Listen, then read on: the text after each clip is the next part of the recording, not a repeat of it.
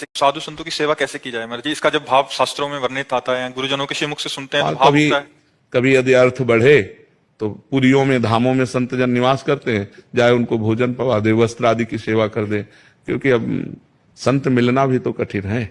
संत मिल जाए तो है, नहीं तो संत मिलना कठिन बात है।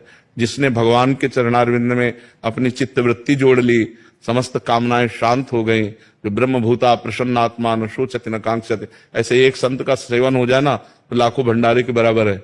एक संत का वो एक टुकड़ा पाड़े तो लाखों भंडारे का पुण्य एक तरफ, और ऐसे संत का पाना एक तरफ। तो वो एक कहाँ ढूंढे महाराज जी? भगवान मिलाएंगे। बिनु हरि कृपा मिले नहीं संता, अब मोहि भाव भरोस हनुमंता, बिनु हरि कृपा मिले नहीं संता, जो प्रभु मोहि अनुग्रह कीन्हा तो तुम्हारी दरस दीना। जब भगवान कृपा करेंगे तो संत मिल जाएंगे। संत सेवा का फल है सीधा भगवत प्राप्ति।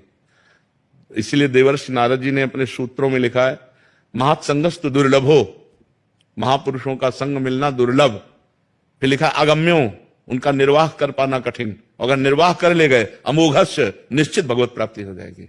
संत मिलन का मतलब होता है जन्म आखिरी हमारा, क्योंकि अब संत मिल गए, अब उनका दर्शन, उनका संभाषण, उनके उपदेश वो हमारे मायामल का नाश करके भगवान की प्राप्ति करा दे। जी आपने कहा कि उनका निर्वाह कर पाना कठिन महाराज जी, इसका निर्वाह कर पाना मतलब उनकी आज्ञा पे चल पाना कठिन है। अब जैसे कोई संत मिले, आज के बाद तुम शराब नहीं पियोगे, मांस नहीं खाओगे, पराई स्त्री की तरफ गंदी दृष्टि नहीं रखो, आप दूसरे का धन अपहरण नहीं करोगे, अब ये बात मान लो, तो मानना कठिन है। संतों की आज्ञा पर चलना कठिन है, और यदि चल गए तो आनंद ही आनंद है। संत मिलना बहुत कठिन है। धन के लिए, सम्मान के लिए, भोजन के लिए, वस्त्र के लिए तो लाखों मिल जाएंगे, लेकिन भगवान के लिए जिन्होंने जीवन अर्पित किया है वो मिलना कठिन है। रुपए के लिए वेश धारण कर लेना, अब तो बहुत समस्याएं हैं कि संत को मिलना और पहचानना बड़ा कठिन है। जो धर्म विरुद्ध आचरण करे, जो धन की आकांक्षा रखे, जो शरीर मान की आकांक्षा रखे, वो संत है, सवाल नहीं उठता। संत तो बहुत अलग चीज होते हैं, पर भगवान की कृपा से संतों का मिलन होता है।